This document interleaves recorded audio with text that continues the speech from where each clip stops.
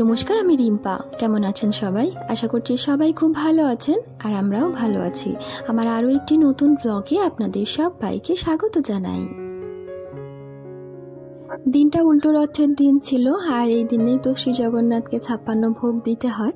তো আমিও সেরকমই কিছু জোগাড়জান্তি করে রেখেছি। আজকে আমারও ইচ্ছা আছে যে ঠাকুরকে 56 ভোগ দেব, কেননা শ্রী জগন্নাথের আমার এই বছর প্রথম রথযাত্রা আমার বাড়িতে।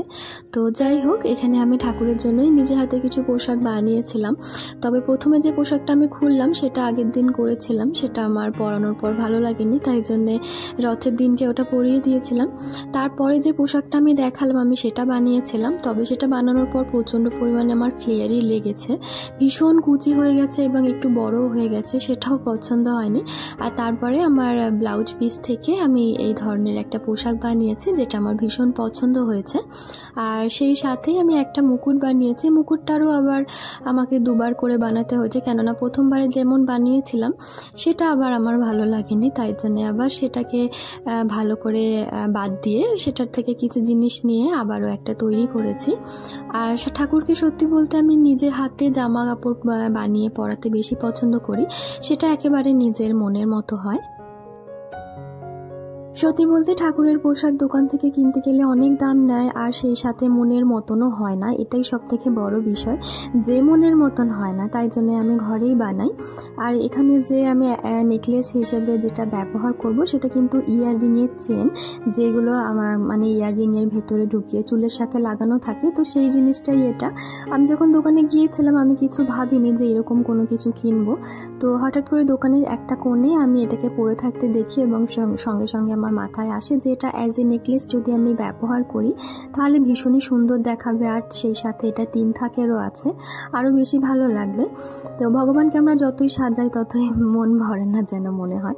তো যাই হোক, এইটা দেখেই আবার আমি এই দুটো নিয়েছিলাম। তো আমি চেয়েছিলাম গোল্ডেন ধরনের কিছু নিতে, তো আমি আর একটা পাইনি, আর ওইটা একটা পেয়েছিলাম বলে ওনারা আমাকে দিচ্ছিলেন না প্রথমে, যে না একটা আছে, তুমি এটা নিয়ে কি করবে, ব্যবহারও করতে পারবে না।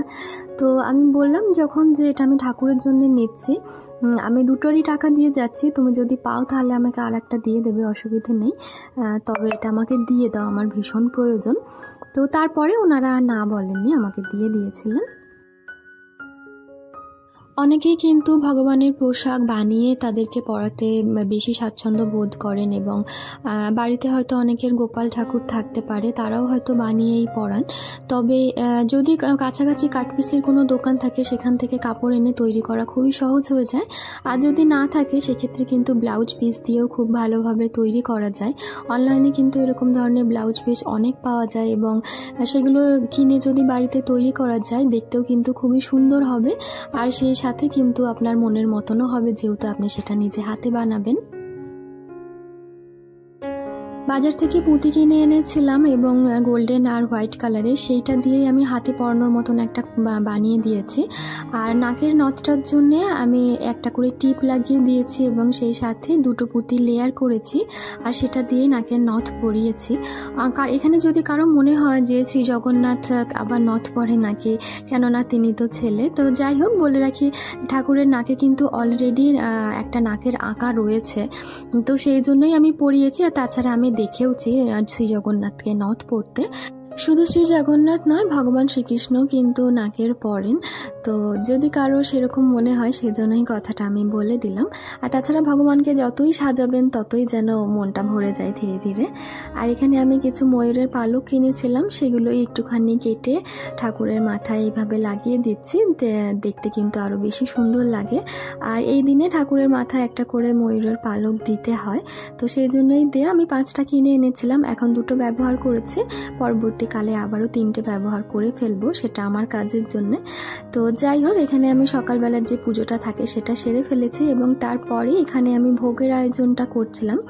তো ভোগের আয়োজন ঠাকুরের যখনই কোনো কিছু হয় এগুলো আমি সবসময় নিজে একা হাতে করি, আর আমার শাশুড়ি মা বাকি যারা রয়েছে ঘরে তাদের খাওয়া দাওয়া ওই সব বিষয়গুলো দেখে। এই দিনে আর আমি ওই দিকে যেতে পারি না, আর সেটা সম্ভবও নয়।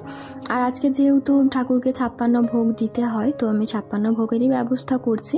এখানে 3 রকমের ভাত করেছি, আর একটা বেসর বলে একটা সবজি হয় ভগবানের ভীষণ প্রিয়, তো সেইটাও তৈরি করছি।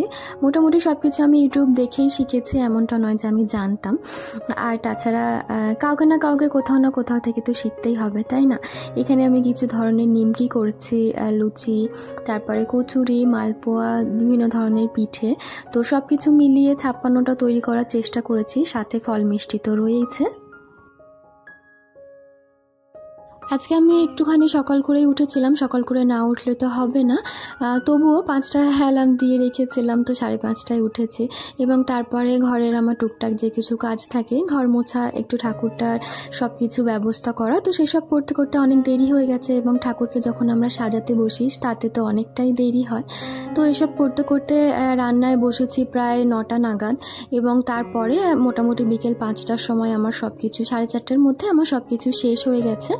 তো আমি তো ভেবেছিলাম হয়তো করে উঠতে পারবো না, তবে রান্নায় বসার আগে মা লক্ষ্মীকে আগ্রহ জানিয়েছিলাম যে আপনি আসুন, না হলে আমি একা এত হাতে কী করে করব। তো যাই হোক, কোনো কিছুর সমস্যা হয়নি। আর আমার যেটা মনে হচ্ছিল যে আমি একটাই উনুনে করছিলাম, তো সেই জন্যই একটু যেন মনে হলো দেরি হয়ে গেছে। আরও যদি একটা উনুন থাকতো, যদি আমি একটা গ্যাসে রান্না করতাম, দুদিকে মুখ হতো, তাহলে আর একটু তাড়াতাড়ি হতো। তো যাই হোক, সময়ের মধ্যে সব কিছু খুব ভালোভাবে হয়ে গেছে। তো আর এসব বলেও লাভ নেই, পরবর্তীকালে যখন আমার কাছে টাকা থাকবে কিংবা সেরকম সময় হবে আমি একটা কিনে নেব, যেটা প্রয়োজন সেটা তো কিনতেই হবে। আর এখানে আমি ফল মিষ্টি সব কিছু সাজিয়ে নিচ্ছি, আর সব কিছুর মধ্যে একটা করে তুলসী পাতা দিয়ে নিচ্ছি। তুলসী পাতা না দিলে ঠাকুরের ভোগ এইভাবে রাখতে নেই, কেননা কোনো খাবার যখন আমরা বেড়ে রাখি সেটার মধ্যে কোনো নেগেটিভ কিছু এসেও পড়তে পারে। আর এই হচ্ছে আমার 56 ভোগ, আপনারা দেখে নিতে পারেন আমি কি কি করেছি, তবে সব কিছুর নাম বলা তো সম্ভব নয়। যাই হোক, এখানে 2-3 রকম পিঠে হয়েছে, নাড়ু হয়েছে, শাক হয়েছে, কয়েকটা ভাজা হয়েছে, পায়েস, এখানে কিছু মিষ্টি রয়েছে, এখানে গুড়কাঠি, চিনিকাঠি, খাজা আর এসব রয়েছে। আর দই, মিষ্টি, জিলিপি, মিহিদানা, সীতাভোগ, কিছু ড্রাই ফ্রুট আছে, ফল ফুল সব কিছু রেখে দিয়েছি। এবং সব কিছু জোগাড় করার পর আমি নিজে রেডি হতে চলে গিয়েছিলাম, আর তারপরে বাউন দাদা এসে গিয়েছিল এবং বাউন দাদা এসে পুজোটাও শুরু করে দিয়েছিল।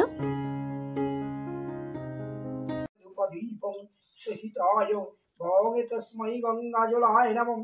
গঙ্গে চ যমুনা চৈব গোদাবরী সরস্বতী নর্মদে সিন্ধু কাবেরী জলেস্মিन् সন্নিধিং কুরু কুরুক্ষেত্র গয়া গঙ্গা পর। ঘরে কোনো পুজো হলে মনে হয় যেন সবাইকে একটু বললে, একটু হই হই আনন্দ হলে বেশি ভালো লাগে। তবে সত্যি বলতে সেটা এই মুহূর্তে সম্ভব হচ্ছে না, কেননা আমি যেহেতু পুজোর এদিকটায় থাকি আর ওই দিকে পুরোটাই আমার শাশুড়ি মাকে করতে হবে, তো সেই জন্যে আমি আর সেরকমভাবে কাউকে কিছু বলিনি। তবে পুজো হয়ে গেলে সকলকে প্রসাদ দিয়ে তবেই আমি খাই। তো যাই হোক, তবুও একটা মনের মধ্যে ইচ্ছে থাকে যে ঘরে একটা পুজো হচ্ছে, সবাইকে যদি ডাকা হয় বেশি আনন্দ হবে। কিন্তু যেহেতু আমার শাশুড়ি মার এখন আর অতটা পারে না আগের মতন কোনো কিছু, তাই জন্য আর সেই সবগুলো আমি করি না। তবুও আশেপাশে সবাইকে বললে, বাড়ির সবাইকে বললে তারাও এসে অনেক করে দিয়ে যাবে। কিন্তু সমস্যাটা হয় কি, সত্যি বলতে যার ঘরে কাজ হয় তাকে বেশি খাটতে হয়, যতই হোক, তাই না? তো সেই জন্য আমি আর এসবগুলো করি না। তবে পরবর্তী সময়ে যদি ভগবান সেরকম দিন দেয় তবে নিশ্চয়ই সবাইকে বলা হবে। ইচ্ছে তো ভীষণ থাকে সবাইকে নিয়ে এগুলো করতে, কেননা সবাইকে নিয়ে এসবগুলো করতে বেশি আনন্দ হয়।